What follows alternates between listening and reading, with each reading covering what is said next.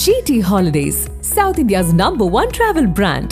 You know you are special when you're with GT Holidays. Aachi royal gulab jamun packs ஒன்று வாங்கினால் ஒன்று இலவசம். பழைய நகையை கொடுத்து பை டு 11 monthsல அதே அடைக்கு புது நகையை எடுத்துக்கோங்க. எக்ஸ்ட்ராவா ₹1 தர வேண்டாம். Magic old gold exchange. தலைவரை பற்றி பேசின கொஞ்சமாவது நன்றி விசுவாசம். வீடை இடிச்சுட்டாங்க, நாங்கெல்லாம் பணம் கொடுத்துருக்கோம், எல்லாரும் போட்டு வீடு கட்டி கொடுத்தோம். திராவிட இயக்கத்துடைய தீர்வுவாதியாக மறுமலர்ச்சி திமுக மாறி பல ஆண்டுகள் ஆகிவிட்டது. பல வேடிக்கை மனிதரை போல நான் வீழ்வேன் என்று நினைத்தாயோ பைத்தியக்காரா? ஆனா பைத்தியக்காரா, வீழ்ந்தது நீதான். யாருக்கு அந்த மெசேஜை சொல்றாரு? அதுல சமீபத்தில் எங்களுக்கு துரோகம் பண்ணிட்டு போனவர்களும் அந்த மெசேஜ் கண்டிப்பா போய் சேரும். இல்லாட பைத்தியக்காராங்கிறாரு. பைத்தியக்காரன்னா பைத்தியம் யார சொல்றாரு? அவருக்கு ஏற்பட்ட நிலை நாளை கட்சியில யாருக்கு வேணாலும் ஏற்படலாம் அப்படிங்கிறாரு. 32 வருடம் பண்ணாத துரோகத்தை இப்ப பண்ணிருப்பாரா? 2019க்கு பிறகுதான் என்ன ஆசை என்பதை கொஞ்சம் கொஞ்சமா நாங்க வெளிப்படையா தெரிய ஆரம்பிச்சோம். அப்போ உங்க மனசுக்குள்ள அந்த அழுக்கு இருக்கு. நீங்க சந்தேகப்படுவீங்க எம்எல்ஏ. எதுக்கு சந்தேகப்படணும்? இத்தனை பேர்ல யார் பேர்ல வர சந்தேகம் உங்க மேல எங்க வருது? சமீப காலமா கார்னர் அந்த சந்தேகம் தான். 2 பேர்ல இவரு ஒருத்தர் நீங்க சொல்லிருக்க வாய்ப்பு அதிகம் இல்லையா? நல்லவன் சொல்லிட்டு காமிச்ச சார், நல்லவனாக இருந்து போக வேண்டியதானே. நக்கீரன் நேர்களுக்கு வணக்கம். இன்று நம்முடன் இணைந்திருக்கும் சிறப்பு விருந்தினர் மதிமுகவின் செங்கல்பட்டு வடக்கு மாவட்ட செயலாளர் திரு மாவை மகேந்திரன். வணக்கம். வணக்கம் சார். சமீபத்தில் திருச்சியில் மாநாடு நடந்துச்சு. இப்போது தொண்டர்களுடைய மனநிலை எப்படி இருக்குது, நிர்வாகிகளுடைய மனநிலை எப்படி இருக்குது? பயங்கரமான பேச்செல்லாம் பார்த்தோம், எப்படி இருக்குது? முதலில் எங்கள் ஐயா மக்கள் தலைவர் வைகோ அவர்களையும் எங்களை எதிர்காலத்தில் வழிநடத்த காத்து கொண்டிருக்கக்கூடிய அண்ணன் இளம் தலைவர் துரை வைகோ அவர்களையும் வணங்கி, சமீபத்தில் செப்டம்பர் 15 அண்ணா பிறந்தநாள் மாநாடு, 117வது பிறந்தநாள் மாநாடு திருச்சியில் மிக சிறப்பாக நடைபெற்றது. அது அனைத்து ஊடகங்கள் வாயிலாகவும் மக்களுக்கு தெரிய வந்திருக்கிறது.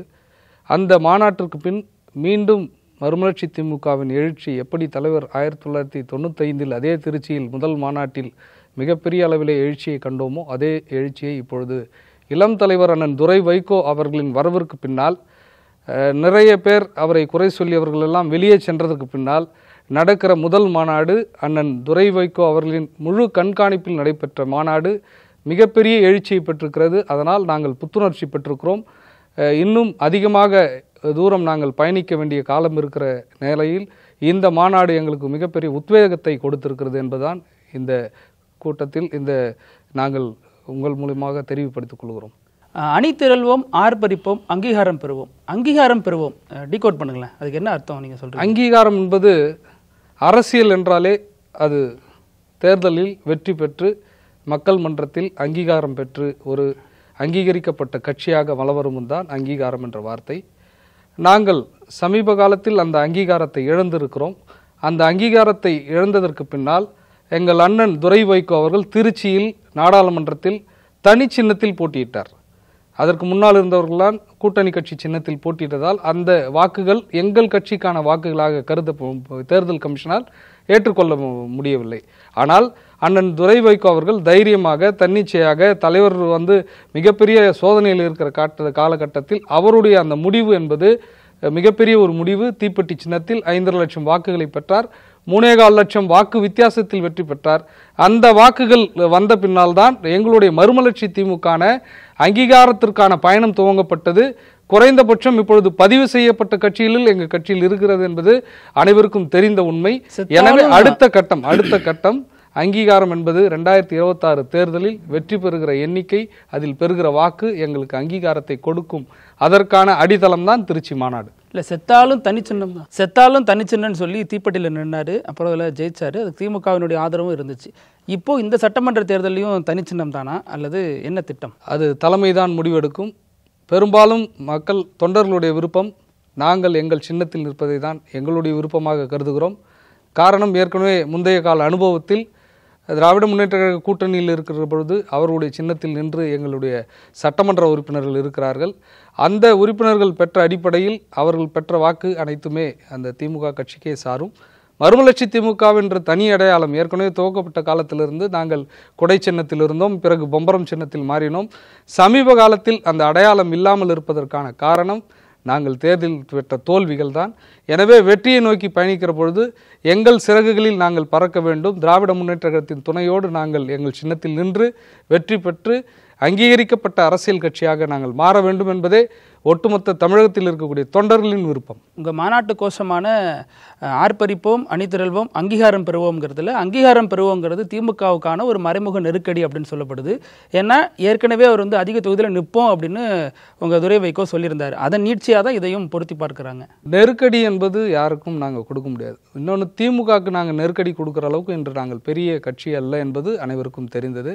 திராவிட முன்னேற்ற கழகம் இன்று 1/2 ஆண்டு காலமாக அண்ணாவிற்கு பிறகு, டாக்டர் கலைஞருக்கு பிறகு, அண்ணன் தளபதிக்கு பிறகு இன்று அவர்களுடைய கட்சியில் அடுத்த கட்ட தலைவர்கள் வந்திருக்கிறார்கள். அவர்களுடைய பயணம் மிகப்பெரிய பயணம். இன்று சனாதன சக்தியை எதிர்க்கிற பயணம். அந்த பயணத்தில் இறுதி வரையிலும் வாழ்நாள் வரையிலும் உங்களோடு கூடவே இருப்பேன் என்று உடன் இருப்பவர் தான் தலைவர் வைகோ அவர்கள். அதில் இருந்த கொள்கை வழியில் எந்த மாற்றமும் இல்லை. ஆனால் பயணிக்கிற பொழுது நாங்களும் 32 ஆண்டு காலம் கட்சி வச்சிருக்கிறோம். என்னை போன்றவர்கள் 17 வயதுலேருந்து தலைவர் வைகோவோடு இருக்கிறேன். இன்றைக்கி எனக்கு 49 வயது. கிட்டத்தட்ட 32 ஆண்டு காலம் தலைவரோடு இருக்கிறோம். எங்களுக்கான அடையாளத்தை அடுத்த தலைமுறைக்கு நாங்கள் வழங்க வேண்டும். அப்படின்னா நீங்கள் நிற்க வேண்டும். இப்போ 12 சீட்டு கேட்டாருன்னு சொல்லி சர்ச்சை பண்ணாங்க.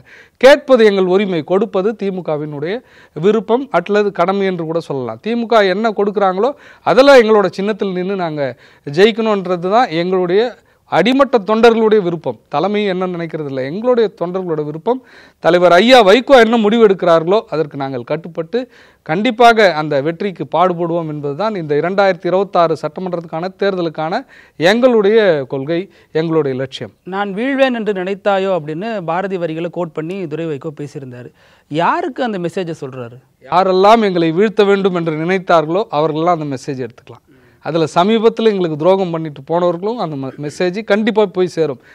ஒரு பொதுவான வார்த்தை, பாரதியார் என்றோ பாடிய பாட்டு இன்று வரையிலும் இருக்கிறது என்றால் துரோகிகள் அந்த காலத்திலிருந்து இருக்கிறார்கள். எல்லா இடத்துலையும் இருக்கா. வெள்ளக்கார காலத்திலிருந்து, மன்னர் காலத்திலிருந்து இன்று வரைகிற எல்லா காலத்திலும் இருக்கிறாங்க. அந்த எல்லோருக்கும் அந்த பாடல் பொருத்தமான வரிகள். இல்லை சார், மல்லை சத்யாவும் ஏறக்குறைய உங்களுடைய அனுபவம் உள்ளவர் தான். 32 வருடம் அவரும் இருந்திருக்காரு. அப்போ 32 வருடம் பண்ணாத துரோகத்தை இப்போ பண்ணியிருப்பாரா? 32 வருடம் பண்ணாத துரோகம் என்று யாரும் சொல்லலை.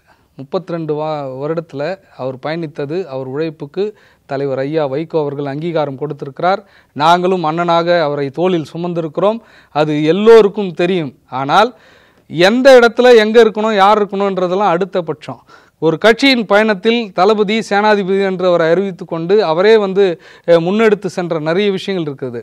2018க்கு பிறகு 2019க்கு பிறகுதான் அவருக்கான என்ன ஆசை என்பதை கொஞ்சம் கொஞ்சமாக நாங்கள் வெளிப்படையாக தெரிய ஆரம்பிச்சோம். ஒரு எம்பி சீட்டு கேட்டது தப்பாங்க. எம்பி சீட்டுன்றது நீங்கள் பேசுறது 2024 பற்றி பேசுறீங்க, நான் பேசுறது 2019. சென்னையில் ஒரு மாநாடு நடைபெறுகிறது, அவரோட தலைமையில் நடைபெறுகிறது. ஆனால் அந்த மாநாட்டிற்கான பணியை அவர் கவனிக்கவில்லை. சவுதியில் ஏதோ ஒரு அரபு கண்ட்ரீஸில் அவர் ஒரு கூட்டத்துக்கு போயிட்டார். தனி அரசியல் இல்லை, தமிழ் சங்கத்துக்கான கூட்டமோ இல்லை அவர் தனிப்பட்ட கூட்டமாக தெரியாது. அவர் தலைமையில் இருக்க மாநாடுக்கு அவர் இங்கே இல்லை. அந்த மாநாடு நடக்கிற பொழுது நாங்கள் எல்லாம் சென்னை மண்டலத்து மாவட்ட செயலர்கள்லாம் உழைத்தோம். OMCA மைதானத்தில் நடைபெற்ற அந்த மாநாட்டுக்கு ஒரு நாளுக்கு முன்னாடி தான் வந்தார். அதுக்கப்புறம் அந்த மாநாடு நடைபெற்றது. அப்போது தான் எங்கள் தலைவருக்கு உடல்நலம், ஃபேஸ் மேக்கர் வைக்கக்கூடிய அந்த ஆர்ட் ப்ராப்ளம் ஃபேஸ் மேக்கர் வைக்கக்கூடிய இடத்துல இருந்தார். அதற்கு பின்னால் அந்த மாநாட்டில் ஒரு அசம்பாவிதம் நடைபெறுகிறது. அரசு அதிகாரிகளுக்கும் எங்கள் கட்சிக்காரர்களுக்கிட்டையும் ஒரு பிரச்சனை மாநாட்டு நடந்திருக்கும் போது பகலில் நடக்கும்பொழுது அது முடிஞ்சிடுச்சு, பேசி சமாதானம் ஆயிட்டாங்கன்னு நினச்சாங்க. ஆனால் அவர் அரசு அதிகாரி வழக்கு கொடுத்து மறுநாள் காலையில், மாநாடு முடிஞ்ச மறுநாள் காலையில் எங்கள் தலைவர் ஐயா வைகோ அவர்கள் கோட்டக்கல்ல அவருடைய மருத்துவ சிகிச்சையாக சென்றுட்டார். அப்போ அண்ணன் துரை வைகோலாம் எதிர்வரிசையில் உட்கார்ந்துருக்க ஒரு சாதாரண மனிதர் தான். அண்ணன் தலைவர் வைகோ அவர்களின் மகனாக தான் அமர்ந்திருந்தார். அந்த சூழலில் மறுநாள் எங்களுடைய மாவட்ட செயலாளர் சுப்பிரமணியம் அவர்கள் கைது செய்யப்படுகிறார் அந்த பிரச்சனையில். அதுக்கப்புறம் அண்ணன் ஜீவன் அவர்களும் தேடப்படுகிறார்கள். அப்படி இருக்கக்கூடிய சூழலில் 6 பேர் ஃபுட்டேஜில் இருக்காங்க. அவங்கள நீங்கள் கைது பண்ணாதான் நாங்கள் FIR போடணும், இல்லைன்னா நாங்கள் எல்லாரையும் அரெஸ்ட் பண்ணுவோன்றாங்க. தாயகத்தில் நாங்கள்லாம் உட்காந்துருக்கோம், எங்களை கைது பண்ணுன்னா கைது பண்ண மாட்டோம், அந்த ஃபுட்டேஜில் இருக்கவங்க தான் வேணுன்றாங்க. அதுக்கப்புறம் ஒரு 2 நாள் இது சர்ச்சையாக போகும்போது அண்ணன் துரை வைகோ தான் எங்களை போன்றவர்களை அழைத்து பேசி, தலைவர் கைதுக்கு பயப்படுற ஆள் கிடையாது, நீங்கள் கொண்டு போய் விடுங்க, நம்ம வழக்கை சட்டப்படி சந்திப்போம் என்று எங்களுக்கு டைரக்ஷன் கொடுத்து எங்களை அந்த நிகழ்வில் அவங்கள சரண்டர் பண்ண வச்சு அதுக்கப்புறம் அந்த பிரச்சனைக்கு சால்வ் ஆகுது. மாநாடு முடிஞ்சு அதுக்கு பின்னால், இந்த நிகழ்வு நடந்த பின்னால் இந்த தொண்டர்கள் கைதாகி இருக்காங்களா, அவங்களாம் எப்படி இருக்காங்கன்னு தான் அண்ணன் துரை வைகோ ஒவ்வொரு வீடுக்காக வரார். நாங்கள்லாம் அழைச்சிட்டு போகிறோம். ஜீவன், கழகுமார், DCR நாங்கள்லாம் போகிறோம். அப்போது ஒவ்வொரு தொண்டனும் இருக்கிற படுகிற கஷ்டம், அவங்க குடும்ப சூழலை பார்த்து இப்படிப்பட்ட தொண்டர்கள் வந்து தலைவரை நேசிக்கிறாங்களே, இவ்வளோ பெரிய தலைவருக்கு நம்ம மகனாக இருக்கிறோம், நம்மளும் அவருக்கு முடியாத காலத்தில் நமக்கு அவர் உதவியாக இருக்கணுன்ற எண்ணத்தில் தான் அடிப்படையில் வர்றார். இந்த இடத்துல எதை நான் சொல்ல விரும்புகிறேன் என்று சொன்னால், ஒரு மாநாட்டினுடைய தலைவர் மாநாடு முடிந்த பின்னால் அதில் ஒரு பிரச்சனை ஏற்படுது. அந்த பிரச்சனையை கையாளாமல் இங்கே இருக்கக்கூடிய துணை பொதுச் செயலாளரும் மூத்த மாவட்ட செயலர் என்று அவரோடு சென்றிருக்கக்கூடிய டிஆர்ஆர் அப்போ மாவட்ட செயலர் டிஆர்ஆர் செங்குட்டுவன் அவர்கள் 2 பேருமே தலையிடவே இல்லை. இன்றைக்கி இருக்கக்கூடிய வளையாபதிக்கு பார்த்தீங்கன்னா அந்த பிரச்சனையில் வரல. சென்னையில் இருக்க 4 மாவட்டங்கள் நானும் கூட இணைந்து அந்த பிரச்சனையை ஹேண்டில் பண்ணி தலைவர் வருகிற பொழுது சுமூகமாக முடித்தோம். அப்போது எங்களுடைய கேள்வி, தலைவருக்கு பின்னால் துணை பொதுச் செயலாளர் இருக்கக்கூடிய நீங்கள் அன்று எங்கு சென்னீங்க? உங்களோட எண்ணம் எங்கே இருந்தது? எல்லாமே அன்றைக்கி தலைமையேற்று போடக்கூடிய இடத்துல இருந்த நீங்கள் எங்களை வழிநடத்த தவறிட்டீங்க. அன்னிலிருந்து நாங்கள் உங்களுடைய கண்காணிப்புகளை பார்க்குறோம், உங்களோட நடவடிக்கையில் மாற்றம் இருக்கிறது. தலைவருக்கு முடியலன்னா தலைவருக்கு பிறகு தான் அந்த நாற்காலியில் அமர வேண்டும் என்ற எண்ணம் இருந்தது. அதற்கான கூட்டத்தை சேர்த்தார ஒழிய எங்களை வழிநடத்துவது உரிமை இருக்குல்ல, உரிமை இருக்கிறது என்பது பொதுக்குழு தான் அங்கீகரிக்க வேண்டும். பொதுக்குழு தான் அங்கீகரிக்க வேண்டும். முயற்சி இருக்கலாம். முயற்சி வந்து இப்போ கூட அண்ணன் துரை வைகோ வந்தது வந்து புறவாசிகள் வழியாக வரல. முறையாக ஒரு கட்சியில் நிர்வாக குழுவில் கூட்டப்பட்டு 106 பேரில் 104 பேர் அவர் வரணும் ஓட்டு போட்டு தேர்ந்தெடுத்து அவரை வந்து கட்சிக்குள்ளே வர வச்சாங்க. அப்போ கூட உங்கள் சந்தேக பார்வை எங்கே இருக்குது பாருங்கள். நீங்கள் ஓட்டு போடுறீங்க, நீங்களும் எங்களை மாதிரி 106 பேரில் ஒருத்தர் துணை பொதுச் செயலாளர், நீங்கள் ஓட்டு போடுகிற பொழுது அந்த ஓட்டு சீட்டில் இவர் வரலாம் என்று அதை எழுதி அங்கே இருக்கக்கூடிய ஒரு மூத்த நிர்வாகிகிட்ட காமிச்சிட்டு ஓட்டு போடுறீங்க. அப்போ உங்கள் மனசுக்குள்ளே அந்த அழுக்கு இருக்குது. இல்லை, நீங்கள் சந்தேகப்படுவீங்க என் மேலே. எதுக்கு சந்தேகப்படணும்? இத்தனை பேரில் யார் பேரில் வர சந்தேகம் உங்கள் மேலே எங்கே வருது? சமீப காலமாக கார்னர் அந்த சந்தேகம் தான் நம்மளோட நடவடிக்கையில் தான் சந்தேகமாக மாறுகிறது. அந்த நடவடிக்கை தான் இப்போது நீங்கள் இந்த சம்பவங்களை தொடர்ந்து பார்க்கிற போது ஒவ்வொரு பேட்டியும் போட்டிருந்தா அந்த 2 பேரில் இவர் ஒருத்தர் நீங்கள் சொல்லியிருக்க வாய்ப்பு அதிகம் இல்லையா? மறைமுக ஓட்டு காட்டிட்டு போடுறதே தவறு. உண்மையா இல்லையா? ஜனநாயகத்தில் மறைமுக ஓட்டை காட்டிட்டு போடக்கூடாது. நீ காட்டிட்டு போடுறா, நீ நல்லவன் சொல்லிட்டு காமிச்ச, சரி நல்லவனாக இருந்து போக வேண்டியது தானே? எவ்வளோ விமர்சனம், எத்தனை அவச்சொல்கள். இல்லை, இதில் என்ன கேள்வி எழுதுனா, இதற்கு முன்னாடி துரை வைகோ கிட்ட மலை சத்யா பற்றி ஒரு கேள்வி எழுப்பினப்ப அதை கடந்து போக விரும்புகிறோம், அதற்கு பதிலளித்து என்னோட தரத்தை நான் தாழ்த்திக்க விரும்பலை அப்படின்னாரு. இப்போது மாநாட்டில் அவரே மறைமுகமாக அவரை அட்டாக் பண்ணுறாரு அப்படின்னா அவருடைய வளர்ச்சி உங்களுக்கு அச்சத்தை ஏற்படும். மறைமுகமாக அட்டாக் பண்ணுறதுலே இல்லை. அந்த வீழ்வேன் என்று நினைத்தாயோ என்ற வார்த்தை அவருக்கானது மட்டுமல்ல. இல்லாட பைத்தியக்காராங்கிறாரு. பைத்தியக்காரன்னா பைத்தியம் யாரை சொல்கிறாரு? அவர் சொல்கிறார், அவர் நினச்சிக்கினாருன்னா அப்படி இருந்துட்டு போட்டோம். ஆனால் பைத்தியக்காரன் எங்களை வீழ்த்த நினைத்தவர்கள் பைத்தியம் பிடித்த அலைவார்கள் என்ற வார்த்தையை சொல்லியிருக்கார். வேற ஒன்றும் இல்லை, எங்களை வீழ்த்த நினைத்தார்கள். அன்றைக்கி பார்த்தீங்கன்னா லட்ச கூட்டம் அந்த மாநாட்டு திடலில் இருந்தது. நிறைய பேர் அங்கே உள்ளே வரத்துக்கான கூட வழிகள் வந்து சாலை வந்து ஹைவேஸில் 4-வே ட்ராக் தான். எங்களுக்கு யூ டர்ன் பண்ணி உள்ளே வரணும். அவ்வளோ வாகனங்கள் வர முடியாமல் 2 கிலோமீட்டருக்கு முன்னாடியே இந்த பக்கம் அந்த பக்கம் நிறுத்தப்பட்டு இதை நேரடியாக நாங்கள் போய் ஆய்வு செய்தோம். எதுக்குன்னா நிறைய வாகனங்கள் மாட்டிக்கொண்டதால் மக்கள் வர முடியாதால் நாங்கள் கார் எடுத்துன்னு போனோம் போலீஸ்கிட்ட பேசுறதுக்கு. அந்த டிசி ஏசி எல்லாருக்கிட்டையும் பேசணும். பேசும்போது வர சாதாரணமாக அந்த ஹைவேஸில் வரக்கூடிய வாகனங்களுக்கு வழி இல்லைங்க, 2 பக்கமும் உங்கள் வாகனங்கள் நின்று கொண்டு இருக்குது என்று சொல்லும்போது அவ்வளோ கூட்டம் வருதுன்னா அண்ணன் துரை வைகோ அவர்களை ஏற்றுக்கொள்ள வேண்டியதானே இவ்வளோ கூட்டம் வருது. இத்தனை ஆண்டுகளில் எல்லா மாநாடுகளிலும் கூட்டம் வருது. ஆனால் நீங்கள் ஒரு துரோக சொல், இல்லை ஒரு பழி சொல், மகன் திமுக, வாரிசு திமுக என்றெல்லாம் சொன்ன பிறகும் இவ்வளவு கூட்டம் மறுமலர்ச்சி திமுகவிற்கு திருச்சியில் கூடியிருக்கிறார் என்று சொன்னால் நாங்கள் எல்லாம் ஏற்றுக்கணும். நீங்கள் ஏற்றுக்கொள்ள வேண்டால் அது எங்களுக்கு அவசியம் கிடையாது. இருந்தால் இருங்க, இல்லைன்னா போங்கன்றது தான் எங்களுடைய எல்லோருடைய கருத்து. அதை தவிர வேற எந்த கருத்தையும் நாங்கள் சொல்ல விரும்பவில்லை. அவருக்கு ஏற்பட்ட நிலை நாளை கட்சியில் யாருக்கு வேணாலும் ஏற்படலாம் அப்படிங்கிறாரு. அது உங்களுக்கு கூட எந்த கட்சி இல்லை சார், எந்த கட்சியாக இருந்தாலும் அந்த தலைமைக்கு விசுவாசம் இல்லை என்றால் நிச்சயமாக கண்டிப்பாக அந்த நடவடிக்கை எடுக்கப்படும். யாருக்காக இல்லாம 32 வருடம் இந்த கட்சியில இவ்வளவு முக்கியத்துவம் வாய்ந்த ஒரு நபரா இருந்திருப்பார் அவர். 32 வருடம் விசுவாசம் இல்லாமல் என்ற வார்த்தைகளுக்கான அர்த்தமே அவர் துரை வைகோ அரசியலுக்கு வருவார்னு எதிர்பார்க்கல. அதுக்கு முன்னாடி வரை தலைவர் வைகோவிற்கு பின்னால் இவங்க ஒரு டீம் இப்போ சேர்ந்துருக்காங்க பாருங்க மேடையில். இதெல்லாம் தான் தலைவர் துரோகம்னார். அவங்க கூடலாம் நீங்கள் தொடர்பில் இருக்கீங்கன்னு சொன்னீங்க, அப்போ மறுத்தார். இப்போ என்ன, அதே நபர்கள் மேடையில் நிற்க வைக்கிறீங்க. அப்போ நீங்கள் பண்ண அந்த துரோக செயலை நீங்களே படம் போட்டு காட்டிட்டீங்க. இல்லை, அந்த மேடையில் இருக்கிற நாஞ்சில் சம்பத் கூட துரை வைகோ ஒரு திருமண மண்டபத்தில் பேசியிருக்காரு. திருமண மண்டபத்தில் சந்திப்பது, பொது நிகழ்வில் சந்திப்பது, ஒரு இழவு வீட்டில் சந்திப்பது வேறு. ஆனால் தனிப்பட்ட முறையில் கட்சியில் நடக்கக்கூடிய பிரச்சனைகளை அவர்களோடு பகிர்ந்து கொள்வது, ஆலோசனைகள் கேட்பது, அடுத்த கட்ட நடவடிக்கை போவது. இப்போ இத்தனை வருஷம் 4-5 வருஷம் ஒதுங்கி இருந்தவங்க கூட அவர் கூட இணைகிறாங்கன்னா இவங்கெல்லாம் அவங்க கூட தொடர்பில் இருக்காங்கன்றது தான் தலைவர் வைக்கல. எங்களை மாதிரி தொண்டை எங்கள் மாவட்டம், நான் ஒரு மாவட்ட செயலாளர், எங்கள் மாவட்டத்தில் என்ன நடக்குதுன்னு எனக்கு தானே தெரியும். நாங்கள் தானே தலைவருக்கு ரிப்போர்ட் கொடுக்கணும். தமிழ்நாடு பூரா 64 மாவட்ட செயலாளர்களும் இவர் எங்கெல்லாம் மறைமுகமாக வராரு, யார்கிட்ட பேசுகிறாருன்ற செய்திகளை தலைவர்கிட்ட கொடுத்துனே இருக்கிறாங்க. இளம் தலைவரிடத்துலையும் கொடுக்குறாங்க. அப்போ அந்த மாவட்டத்தில் இருக்கக்கூடிய செய்திகள் இதையெல்லாம் எதிர் நடவடிக்கையாக இருக்கிறது என்பதை ஏற்கனவே பட்டியலிட்டிருக்கிறோம். அந்த பட்டியல் அடிப்படையில் தான் இன்று வந்து வெளிச்சத்திற்கு வந்திருக்குது. எனவே அவர் வந்தது பயம். துரை வைகோ வந்த பிறகு இவர்களுக்கு ஒரு அச்சம் ஏற்பட்டு விட்டது. தலைவருக்கு பின்னால் இந்த கட்சியை இவர்கள் கைப்பற்ற வேண்டும் என்று நினைத்தார்கள். அந்த இதில் வந்து வாரிசு அரசியலே சொல்ல முடியாது. வாரிசு என்பது எப்படின்னா, நான் என் மகனை எடுத்துட்டு வந்து திணிக்கிறது தான் வாரிசு அரசியல். எங்கள் தலைவர் தாயகத்துக்குள்ளே உன் கால் படக்கூடாதுன்னு அண்ணன் கணேசமூர்த்தி மறந்து விட்டார். இன்னைக்கு இருக்க அவைத் தலைவர் சென்ற திருப்பூர் துரைசாமி, டிஆர்ஆர் செங்குட்டுவன், புலவர் செவந்தியப்பன், இவங்க எல்லாம் துரை அண்ணன் வர வேண்டும் என்று தலைவரிடத்தில் வாதாடியவர்கள். அண்ணன் டிஆர்ஆர் செங்குட்டுவன் தான் முதல் இவரை கூட்டு போய் ஒரு மாவட்டத்தில் கொடியேற்ற வைக்கிறார், தலைவருக்கே தெரியாமல்.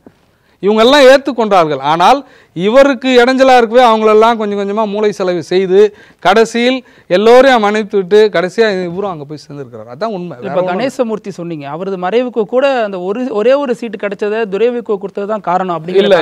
அது வந்து அவங்களுடைய தனிப்பட்ட குடும்ப பிரச்சனை. அவருடைய மகனே அது அற்புதமாக அன்னைக்கே மகனை வந்து வைகோ கண்ட்ரோல் எடுத்துட்டாரு அப்படிங்கிறதான் இவங்க தரப்பு வாதமாக இருக்குது. கண்ட்ரோல் எடுத்துருந்தா இன்னைக்கு அவங்க மகன் மிகப்பெரிய பதவியில் இருந்திருக்கணும்ல, இல்லை ஏதாவது ஒரு இடத்துல இருந்திருக்கணும்ல.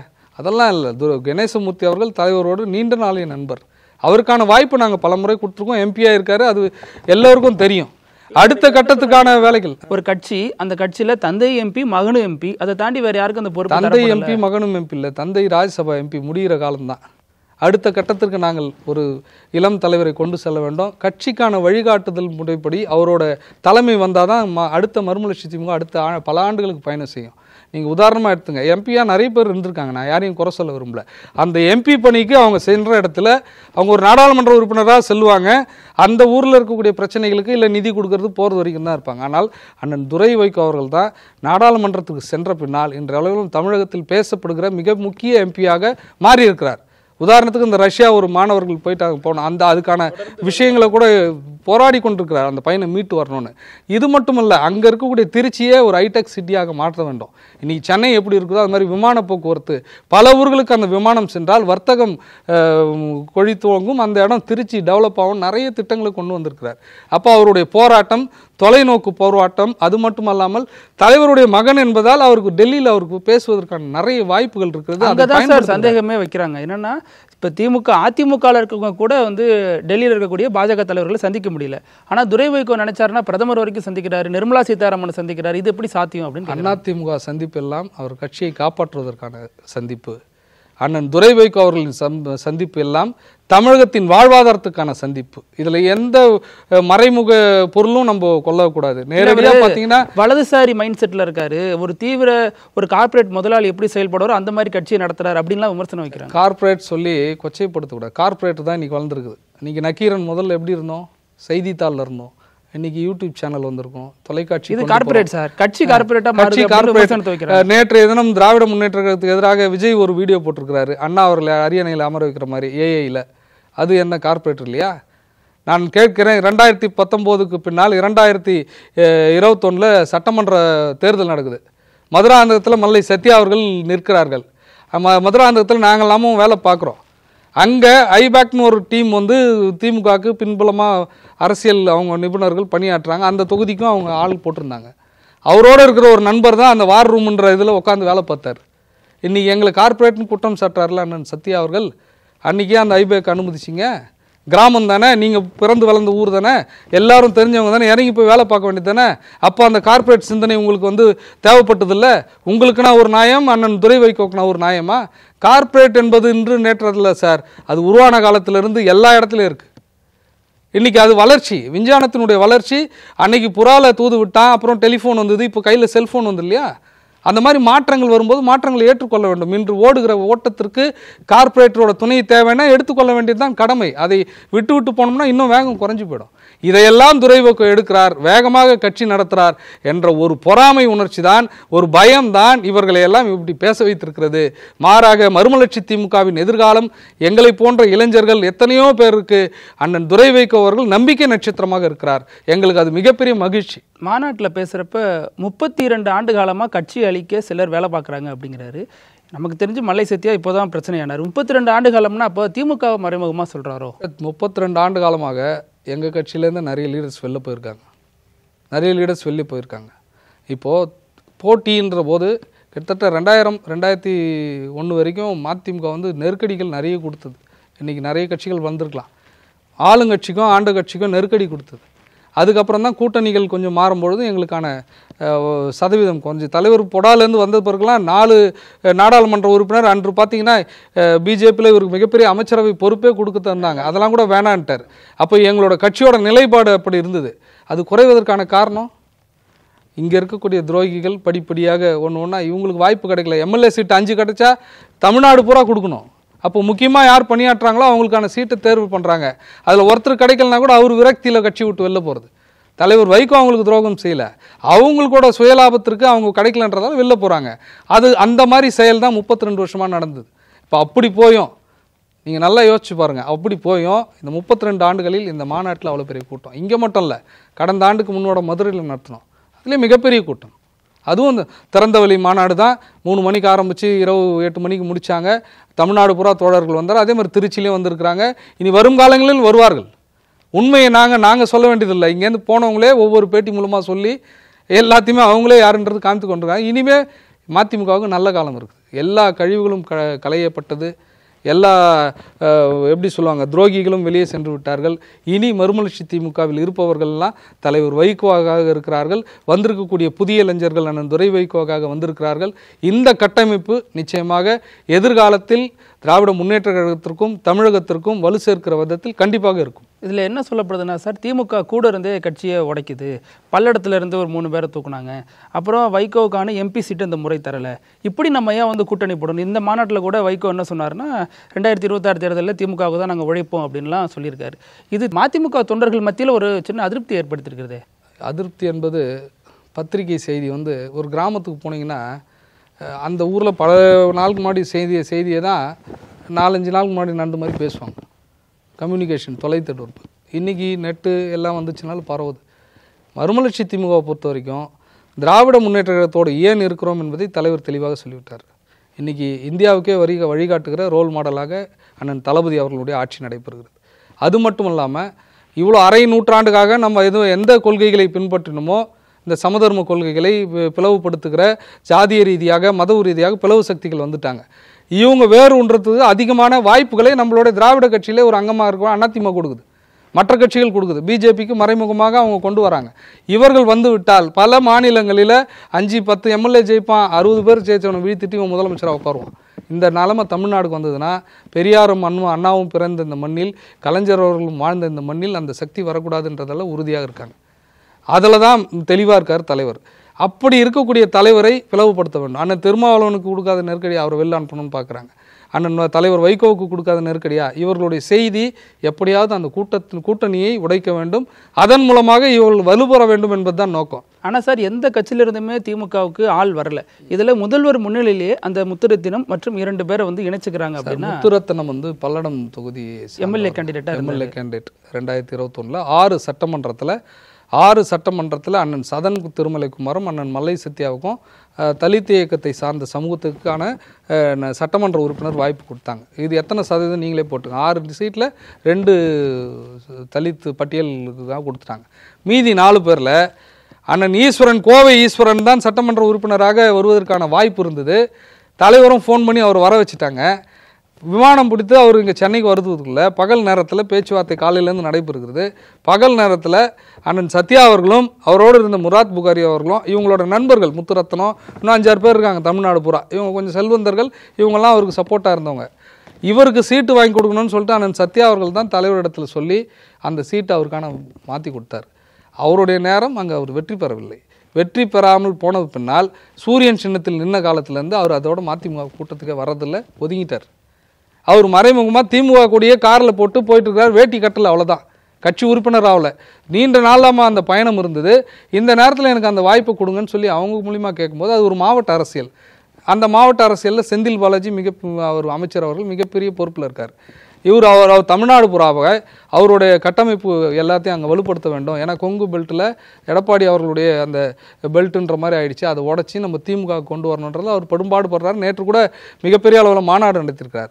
அவர் மாற்றுக் கட்சியிலிருந்து வருகிறதை சேர்க்கிற போது சேர்க்குறாங்க. ஆனால் முத்துரத்தனை சேர்க்கிற போது அங்கே இருக்கக்கூடிய மாவட்ட நிர்வாகியில் கேட்டிருக்காரு, இவர் வந்து சேர்றன்றாரு, நீங்கள் உங்களுக்கு எதனா அப்ஜெக்ஷன் இருக்கும்போது எங்கள் கட்சியில் இருக்கவங்களே சொன்னாங்க, அவர் கட்சியிலே இல்லைங்க, எப்போ எம்எல்ஏ சீட்டு சூரியன் சின்னத்தில் நின்னாரோ அதோடு இங்கே வர்றதில்லை, எங்களுக்கு ஒன்றும் அவர் எந்த பொறுப்பில் இல்லை, ஆட்சேபம் இல்லைன்ட்டாங்க. அப்போ அப்படிப்பட்ட இடத்துல தான் அவர் கூடவே மாவட்ட செயலாளர் இளைஞரணி நிர்வாகி இல்லை மாவட்ட செயலாளர்லாம் போல 3 பேரா போனாங்களே மாவட்ட 3 சார். என் கூட 100 பேர் வருவாங்க சார். நான் கூப்பிட்டா என் ஊரில் வரமாட்டானா? அந்தளவு கூட செல்வாக்கு இல்லாமல் இருப்போமா?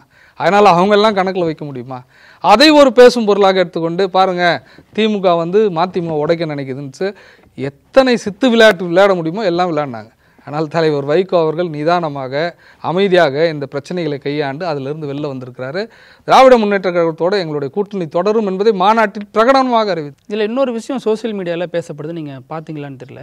அதில் வந்து இப்போ சமீபத்தில் இளையராஜாவுக்கு நடந்த பாராட்டு விழாவில் மதிமுக பொதுச் செயலாளர் வைகோ கூட இன்பநிதி அப்புறம் உதயநிதி ஸ்டாலின் வந்து மனைவியெல்லாம் அமர வைக்கப்பட்டிருந்தாங்க. இதுவே ஒரு சரியான இடமா? அவ்வளோ பெரிய தலைவரை வந்து இப்படி வந்து உட்கார வச்சுருக்காங்க, அவருக்குரிய இடம் கொடுக்கணும்னு சொன்னது ஒரு பக்கம். இன்னொரு பக்கம் உதயநிதி ஸ்டாலின் மனைவி வந்து கால் மீது கால் போட்டு அமர்ந்திருந்தாங்க. இதுவே வந்து அமித்ஷாவாக இருந்தால் அப்படி உட்காந்துருப்பாங்களா அப்படிங்கிற கேள்வியெல்லாம் கேட்கப்பட்டு வருது. இது எப்படி பார்க்குறீங்க? நம்ம பெரியாரின் பின் தொடர்ச்சி சார். ஒரு கூட்டத்தில் அண்ணன் வீரமணி பேசினார். கல்லூரியில் பெரியார் பேசி கொண்டிருக்கிறார். மாணவர்கள்லாம் அவங்க கால் மேலே கால் போட்டுட்டு உட்காந்துருக்காங்க. பின்னாடி இருந்து அந்த முதல்வர் வந்து அந்த பசங்களை கால் எடுன்றது இவர் பேசும்போது டிஸ்டர்ப் ஆகுது பெரியாருக்கு. என்னையா நான் பேசுனுக்கிறேன், மாணவர்கள் கேட்டுனுக்குறாங்க, நீ எதுக்கு பின்னாடி இருந்து இப்படி பண்ணும்போது, இல்லைங்க ஐயா நீங்கள் பேசுனுக்கிறீங்க, மாணவர்கள்லாம் கால் மேலே கால் போட்டுட்ருக்குறாங்கன்னு. அவன் கால் மேலே தானே அவன் கால் போட்டுருக்கான், அவன் காலத்துக்கு என் மேலே போட்டான் அப்படின்ற மாதிரி இருக்குது. இன்றைக்கி வளர்ந்துருக்கு சார். அந்த பெரியாரின் வழியில் வந்தோம். பெண்கள் இன்றைக்கி பல இடத்துல இருக்கக்கூடிய அவங்க பாதுகாப்பு கருதி கால் மேலே கால் போடுறாங்க. இதெல்லாம் நிறைய இடத்துல நடக்குது. பெண்களை கொச்சைப்படுத்துகிற மாதிரி அவங்க பேசுவதே தவறு. அவங்க காலம் அவங்க மேலே போட்டிருக்காங்க. அதே போன்று ஒரு அரசியல் விழா இல்லை, அரசு விழா. அரசியல் விழா வந்து கூட்டணி கட்சிக்கு உரிய மரியாதை கொடுத்து மேடல் வைப்பாங்க. ஒரு அரசு ஒரு இசைஞானிக்கு விழா எடுக்கிறது, அதுக்கு சிறப்பு விருந்தினாக எல்லாரும் எங்கள் தலைவர் பக்கத்தில் அண்ணன் முத்தரசன் அமர்ந்திருக்கிறாரு, அதுக்கப்புறம் அண்ணன் செல்வ பிறந்தவங்க எல்லாரும் வரிசையாக அமர்ந்திருக்கிறாங்க. இவர் துணை முதல்வரோட குடும்பம், நம் தமிழ்நாட்டினுடைய துணை முதல்வரோட குடும்பம் அமர்ந்திருக்கிறது. ஏன் எங்கள் தலைவரோட பேரன் தானே அவர், ஏன் பக்கத்தில் உட்காரக்கூடாதா? தலைவரோட பேரன் உட்காந்தா நாங்கள் ஏற்றுக்க மாட்டோமா? இதை எப்படி நீங்கள் அரசியல் படுத்துவீங்க? அதெல்லாம் வந்து நாகரிகமாக அணுகணும். அது தவறான முன்னுதாரணம். இதை வந்து மக்கள்கிட்ட இப்படி கொச்சையாகலாம் கொண்டு போகிற அளவுக்கு தமிழ்நாட்டில் எதிர்மறை சிந்தனைகள் வளருதுன்றது எங்களுக்கு வேதனையாக இருக்கிறது. மதிமுக அன்கண்டிஷனல் சப்போர்ட் பண்ணுது திமுகவுக்கு. இது வந்து எலெக்ஷன் டைமில் சீட்டு பேரத்தில் வந்து ரொம்ப ஒரு டிராபேக்கை சந்திக்க வேண்டிய நிலைமை ஏற்படும் அப்படின்லாம் சொல்கிறேன் சார். எங்கள் தலைவர் கலைஞர் அவர்களோட 30 ஆண்டுகளும் பயணித்தவர். எங்கள் தலைவர் வைகோ அவர்களுடைய அரசியல் நேர்மை அறம் எல்லாம் தெரியும். அவர் சரியாக முடிவு எடுக்கலை, போல வரலன்றதுலாம் அவரால் இல்லை. அவர் நல்ல தலைவர். இப்போ எவ்வளோ பேர் போயிருக்காங்க, அவங்க சுயலாபத்துக்காக சீட்டு வேணுன்றதுக்காக கட்சியில் நிறைய பிரச்சனைகளை பண்ணி தலைவரை நெருக்கடி கொடுத்தாங்க. இப்போ அவர் ஒருவரே முடிவெடுக்கிற இடத்துக்கு வந்தாச்சு. அதனால் அந்த சீட்டு பேரத்திலாம் அவ்வளோ சாணிக்கியத்தனமாக அவர் கையாளுவார். எங்களுக்கான அங்கீகாரத்தை கொடுப்பதில் கண்டிப்பாக திராவிட முன்னேற்ற கழகம் எந்த தடையாக இருக்காது. அண்ணன் தளபதி அவர்கள் எங்கள் மீது மரியாதை வைத்திருக்கிறார்கள். நாங்கள்லாம் மாவட்ட செயலாளர் இருக்கிறோம்.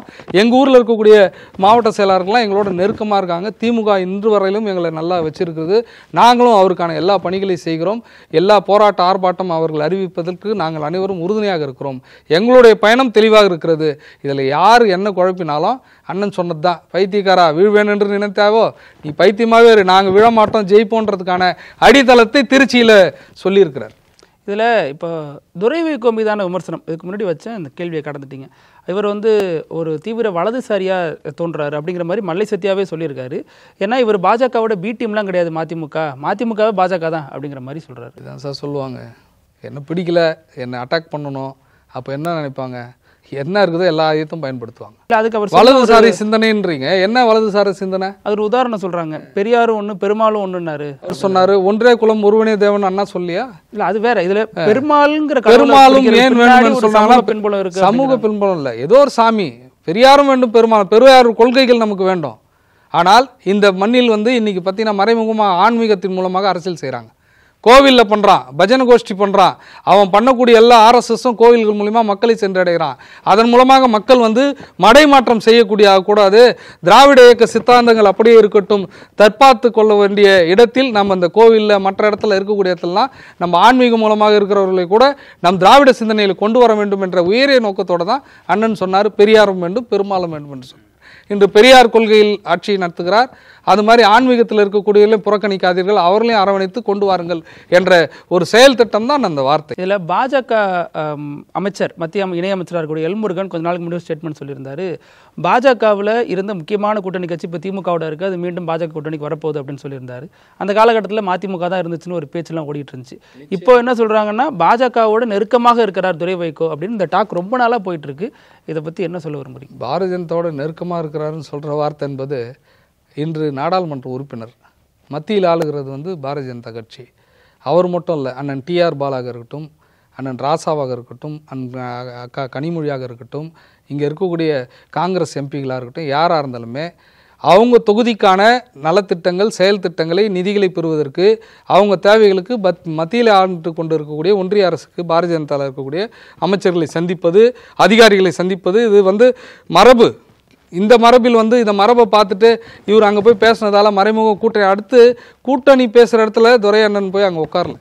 இன்னும் எங்கள் தலைவர் வந்து கூட்டணி பேசுவதற்கான குழு அமைக்கவில்லை, கட்சியை எந்த இடத்துல இருக்கணும் போன வரணுன்றதுக்கான குழு அமைக்கல. நாங்கள் களத்தில் ஓடுறோம், ஜெயிச்சிருக்கிறோம்.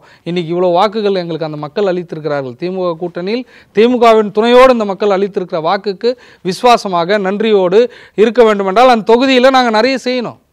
அங்கே இருக்கக்கூடிய எம்பி, கடந்த கால எம்பிகள் செய்ததை காட்டிலும் அண்ணன் துரை வைகோ வந்து கூடுதலாக செஞ்சால் மட்டும்தான் துரை வைகோக்கான நம்பிக்கை தமிழகத்தில் ஏற்படும். அப்போ தமிழகத்தில் அந்த நம்பிக்கை ஏற்படுகிற போது எங்கள் மறுமலர்ச்சி திமுக இழந்த அந்த பெருமைகளை மீட்டு வருவதற்கு எங்கள் தலைவர் அவ்வளோ தியாகம் பண்ணியிருக்கிறார். எல்லோருக்கும் தெரியும், அவ்வளோ நடைப்பயணங்கள். இன்றைய ஸ்டெர்லைட்டை பற்றி என்றைக்கோ 20 வருஷத்துக்கு முன்னாடி பேசினவங்க, தெரியாதவங்களுக்கு கூட இன்றைக்கி பேசுகிறாங்க. அப்போது இவ்வளோ வாழ்வாதாரத்துக்கு போராடிய தலைவரை ஒரு நல்ல இடத்துல உட்கார வைக்கணும், அந்த தொண்டர்களை நல்ல இடத்துல உட்கார வைக்கணும்னு சொல்லிட்டு கஷ்டங்களை சுமப்பதற்காக தான் நான் துரை வைகோ வந்திருக்கிறார்கள். எந்த பிஜேபியோட எங்களுக்கு தொடர்பு இல்லை. மத்தியில் ஒன்றியில் ஆளுகிற இந்த ஆளுங்கட்சியினுடைய செயல் திட்டங்களுக்கு தேவையான மக்களுக்கான நிதிகளை பெறுவதற்கும் தேவைகளை பூர்த்தி செய்வதற்கும் மட்டுமான தொடர்பு தானே இருக்கிறதை ஒழிய எந்த அரசியல் நகர்வுகளையும் அண்ணன் துரை வைகோ அவர்கள் செய்யவில்லை. சிவப்பு, அதில் 7 நட்சத்திரம், மல்லை சத்யா அவர் ஆரம்பிக்க போகிற கட்சியோட கொடியை அறிமுகப்படுத்தியிருக்காரு.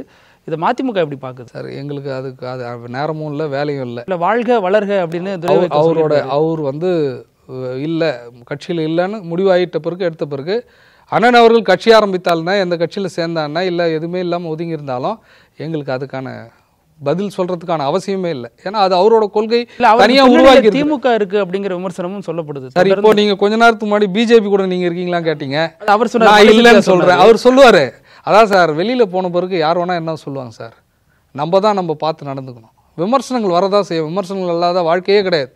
விமர்சனங்களை தாங்கி கொண்டு அதை வந்து தாண்டி நாங்கள் சொன்னால்தான் நாங்கள் வெற்றி பெற முடியும். எங்கள் தலைவர் சொல்ல பாரு, யார் வேணாலும் வரலாம் போகலாம், மென்மே கம் மென்மே கோல் சொல்லி அழகாக அற்புதமான வரிகளை சொல்லி யார் வேணாலும் வரலாம் போகலாம், யார் வேணாலும் சிலர் துரோகம் செய்துவிட்டு போகலாம், பலர் துரோகிகளாகி போகலாம்.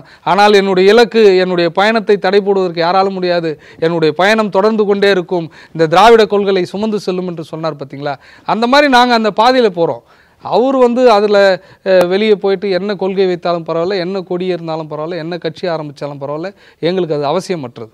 நீங்கள் பார்த்துருப்பீங்க, மொத்தமே ஒரு 100-150 அடியில் ஒரு பந்தலை போட்டு ஒரு கூட்டம் போட்டு ஒரு 300-400 பேர் அமர்ந்து அது வந்து எதிர்ப்பு மாநாடு என்று சொன்னால் யாருன்னா ஏற்றுப்பாங்களா? அவருக்கே தெரியும், அண்ணன் மல்லை சத்யாவுக்கே மனசு குத்தம். அந்த இடத்துல நடக்கும்போது கண்டிப்பாக குத்தம். எவ்வளோ பெரிய மாநாடுகளில் லட்சக்கணக்கான பேர் முன்னால் பேச வைத்து அழகு பார்த்தவர், 5 முறை சட்டமன்ற வாய்ப்பு கொடுத்தவர், 1 முறை நாடாளுமன்றத்துக்கு வாய்ப்பு கொடுத்தவர், பல்வேறு வகையில் தான் போக முடியாத இடத்துக்கெல்லாம் அனுப்பி வைத்தவர். அவர் அவ்வளோ பெரிய அரங்கத்தில் பேசிய மல்லை சத்யா அவர்கள் நேற்று ஒரு 300-400 பேர் முன்னால் ஒரு கொடியை அறிமுகப்படுத்தி ஒரு கட்சியை துவங்க போகிறேன்னு நிற்கும் போதே தெரியும் எத்தனை பேருங்க. நீங்கள் ஒரு விஷயம் புரிஞ்சுங்க, எதிர்ப்பு துரை வைகோ எதை பண்ணிட்டு அதை போயிட்டுன்ட்டாங்களே, எல்லா எதிர்ப்புன்னா நேற்று அதில் பாதி கூட்டம் இங்கே வந்திருக்கணும் இல்லையா? ஏன் வரல? இது ஆரம்பம் தான், இன்னும் படிப்படியாக குறைய போகுது. நாஞ்சில் சம்பத்தின் அங்கே போயிருக்கிறார். ஜெயலலிதா அம்மா கார் கொடுத்தாங்க, மிகப்பெரிய அளவில் அந்த பொண்ணுக்கு சீட்டு கொடுத்தாங்க, கல்யாணமே எங்கள் ரேஸ் கோர்ஸில் நடத்தி வச்சாங்க, அவ்வளோ பெரிய இடத்துல இருந்தாங்க. அந்த அம்மாவுக்கு உங்களால் விசுவாசமாக இருந்து முடிஞ்சுதா? அதுக்கப்புறம் சசிகலாமா போனாங்க, தினகரன் வந்தார், எங்கேயும் திமுக மேடையில் போய் திமுக பேசுனீங்க, அதுக்கப்புறம் நான் சொற்பொழிவாளன் போனீங்க. எந்த இடத்துலையும் உங்களால் இருக்க முடியலையே. இன்றைக்கி தலைவரை நீங்கள் வசப்பானீங்களே, தலைவர் உங்களை எங்கே வச்சுருந்தார்? இன்றைக்கி எங்கே இருக்கிறீங்க நீங்கள்? அந்த நாக்கால எவ்வளோ வார்த்தைகளை, எவ்வளோ தடித்த சொற்களை தலைவரை பற்றி பேசின. கொஞ்சமாவது நன்றி விசுவாசம். வீடை இடிச்சுட்டாங்க, நாங்கள்லாம் பணம் கொடுத்துருக்குறோம். எங்களால் முடிஞ்ச ஒரு 5000 கூட தொண்டர்கள் எத்தனை பேர் எல்லாரும் போட்டு வீடு கட்டி கொடுத்தோம். எதற்காக கொடுத்தோம்? இந்த நாஞ்சில் சம்பத் எங்களுக்கு நேரடி பழக்கமா? தலைவர் கூட இருக்கிறார், தலைவரோட கொள்கைகளை பேசுகிறார், இவர் நல்லா இருந்தால் கட்சி நல்லா இருக்கும்ன்ற அடிப்படையில் கொடுத்தோம். இன்றைக்கி அந்த நாஞ்சில் சம்பத் கொஞ்சம் கூட கட்டுப்பாடு இல்லாமல் அவருடைய வார்த்தைகளை, அவராது விளக்கு அணையும் போது பிரகாசமாக எரியும்னாங்களா, அந்த நிலைமையில் தான் இருக்கிறாங்க. அப்புறம் மல்லை சத்யா வைக்கக்கூடிய மிக முக்கியமான குற்றச்சாட்டு என்னென்னா, என்னை ஏன் தெரியுமா 8ஆம் தேதி நீக்கினாங்க, என்னை 7ஆம் தேதி நீக்கிருக்கலாம் அல்லது 9ஆம் தேதி நீக்கிருக்கலாம். 8ஆம் தேதி தான் முதல்வர் வெளிநாட்டிலேருந்து முதலீடுகளை ஈர்த்துட்டு வராரு, 15,000 கோடி ஈர்த்திருக்காருங்கிற இந்த செய்தியை மடைமாற்றம் பண்ணுறதுக்கு தான் என்ன அந்த தேதியில் நீக்கினாங்க அப்படிங்கிறாரு. வேடிக்கையான வார்த்தை அது. ஒரு தலைவர் ஒரு தொண்டனை அல்லது பொறுப்பை ஒழுங்கு நடவடிக்கையில் நீக்கிறாங்க. அந்த நாளில் தான் நீக்கணுன்றதுலாம் அவருக்கு இது கிடையாது. இவர் எப்படி ஒப்பிட்டுருக்கலாம்? ஒரு முதல்வரோடு இவர் எப்படி ஒப்பிட்டுக்கலாம்? எத்தனையோ செய்தி வரும் ஒரு நாளில். முதல்வர் வருகிற அன்றே நிறைய செய்திகள் வரும். அந்த செய்தியெல்லாம் முதல்வருக்கு எதிரான செய்தியா? அது மட்டும் இல்லாமல் அந்த பேட்டியின் போது சொல்கிறார், கொஞ்சம் கூட எவ்வளோ பெரிய தலைவர், எங்கள் பெரிய தலைவர், அவரை சொல்கிறாரு, கொஞ்சம் கூட பொது புத்தி இல்லாத வைகோ என்று சொல்கிறார். அண்ணனை துரா அண்ணனை பைத்தியக்காரா என்று சொல்வதற்கு விமர்சனம் வைக்கிறீங்களே. 32 ஆண்டுகாலம் தலைவர் சொன்னியே, எப்படியாப்பட்ட தலைவர்? ஒபாமாவை சந்தித்தவர், நாடாளுமன்றத்தில் அத்தனை பிரதமரை சந்தித்தவர், அவரை போயிட்டு பொது புத்தி இல்லாத ஒரு வைகோன்னு சொல்கிறீங்களே. அப்போ உங்களோட விசுவாசத்தோட தன்மையை உங்கள் வார்த்தை வெளிப்பட்டிருக்கிறது. இந்த செய்தி அந்த செய்திக்கு இணையான செய்தியா? இது அதை மறைத்து விடுமா? திமுகவிற்கு இது அவங்க கூட்டணியில் இருக்காங்க, டிஸ்டர்ப் பண்ணணும், பாருங்கள் உங்கள் நாளில் எங்களை நீக்கியிருக்காங்கன்றது அவங்கள ட்விஸ்ட் பண்ணி ஒரு வேலையை தான் மல்லை சத்யா அவர்கள் செய்தாரே தவிர, ஆனால் சத்யா அவர்கள் அன்று சொன்ன வார்த்தை, பிரயோகித்த வார்த்தை கண்டிப்பாக தலைவர் மட்டுமல்ல, கூட்டணி கட்சிக்கு தலைவர்கள் கூட சத்யா அவர்கள் எப்படிப்பட்டவர் என்பதை அவர் படம் போட்டு காட்டிவிட்டார். இயக்க தந்தை அல்ல, மகனால் இயக்கப்படும் தந்தை அப்படின்னு சொல்கிறார் கூடவே. அதுதான் பொறாமையினுடைய வெளிப்பாடு. இயக்க தந்தை என்று சொல்கிறார் என்றால், இவ்வளோ நாள் இருந்த எங்கள் தலைவர் வைகோ அவர்களுக்கு மாமனிதர் என்ற ஒரு படத்தை இந்த சமூகத்திற்கு அடையாளம். இன்றைக்கி தலைவர் வாழறார் போகிறார், அடுத்தது அவர் காலம் முடிந்த பின்னாலும் அடுத்த தலைமுறை கொண்டு போகிறாங்க. இன்றைக்கி பெரியார் இறந்து 50 வருடம் ஆயிடுச்சு, இன்றைக்கி பெரியார் சிலை உடைக்கிறாங்கன்னா அவர் கொள்கை பேசப்படுகிறது. அந்த கொள்கை ஆவணமாக தலைவருக்கு செய்தார். அப்போது அண்ணன் துரை வைகோவால் தான் இது செய்ய முடிந்தது. நீங்கள் வளர்ப்பு பிள்ளை மாதிரி தானே இருந்தீங்க. இது வரைக்கும் அவருக்கான செய்திகளில் ஒரு 3 நிமிடம் ஒரு காணொலி காட்சிப்படுத்திருப்பீங்களா? ஏதாவது நடத்தியிருப்பீங்களா? உங்களை எப்படி வளப்படுத்தி கொள்ள வேண்டும், நீங்கள் எப்படி கட்சியை பிடிக்க வேண்டும் என்ற நோக்கம் இருந்ததே தவிர, கட்சியினுடைய வளர்ச்சிக்கோ தலைவருடைய அடுத்த கட்ட பயணத்திற்கோ உங்களுடைய பயணம் எங்களுக்கு துணையாக இல்லை. ஆனால் துரை வைகோ அவர்கள் தான் இயக்கத்தந்தை என்று சொன்னால் உண்மையாலே சொல்லுகிறோம். என் தந்தை இறந்து விட்டார், இன்று வரையிலும் தலைவரிடத்தில் நான் வாழ்த்து பெறுகிற போது என் தந்தையின் வாழ்த்தாக எண்ணிதான் என்னுடைய வாழ்க்கை நகர்ந்து கொண்டிருக்கிறது. அதுபோன்று லட்சோப லட்ச இளைஞர்களும் தமிழ்நாட்டில் இருக்கிறவர்களும் அனைவரும் ஏற்றுக்கொண்ட தந்தை பெரியாரை போல தந்தை தான் எங்கள் தலைவர் வைகோ அவர்கள் என்பதை நான் தெரிவித்துக் கொள்கிறேன். ரொம்ப நன்றி. உங்க வருகைக்கும் கருத்து பதிவுக்கும் நன்றி. நன்றி சார். நன்றி சார். நக்கீரன் டிவிக்கு சப்ஸ்கிரைப் செய்யுங்கள். உங்கள் ஆதரவே எங்கள் பலம். ஆசிரியர்களுக்கு நண்பனாகவும் மாணவர்களுக்கு ஆசானாகவும் திகழும் தேர்வு வழிகாட்டி. ஒவ்வொரு பாடத்திற்கும் அனுபவமிக்க ஆசிரியர்களின் துல்லியமான தெளிவான விடைகள். CNC இருக்கு, தேர்வு பயம் எதற்கு? இது தீரன் பப்ளிஷிங் ஹவுஸ் விற்பனை வெளியீடு.